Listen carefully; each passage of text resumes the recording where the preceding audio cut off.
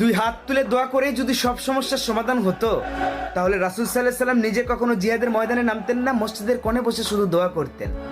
কাবা শরীফের ইমাম সহ মুসল্লিরা ফিলিস্তিনের জন্য দোয়া করেছে, আলহামদুলিল্লাহ, অনেক ভালো কথা। আল আকসা মুসলমানদের প্রথম কেবলা, আর সেই কেবলাকে রক্ষা করতে গিয়ে যুদ্ধ করতেছে ফিলিস্তিনের ছোট ছোট মাসুম বাচ্চারা, আর আমরা বিশ্বের 200 কোটি মুসলমানরা চেয়ে চেয়ে তার শুধু তামসা দেখতেছি। আমাদের পাশের দেশ মায়ানমারে যখন রোহিঙ্গাদের উপরে অত্যাচার করা হয়, তখন আমরা ছোট্ট দেশ থেকে তাদের জন্য বুক পেতে দিয়েছিলাম, যতটুকুই পারি তাদেরকে আশ্রয় দিয়েছিলাম, খাবারের ব্যবস্থা করে দিয়েছিলাম। ফিলিস্তিনের আশেপাশে যেগুলো দেশ রয়েছে, প্রত্যেকটা দেশ সমৃদ্ধশালী ধনীর কাতারে রয়েছে। তারা যদি ইচ্ছা করে, ফিলিস্তিনের শিশুরা যুদ্ধে মারা যাবে, কিন্তু কখনো না খেয়ে মারা যাবে না।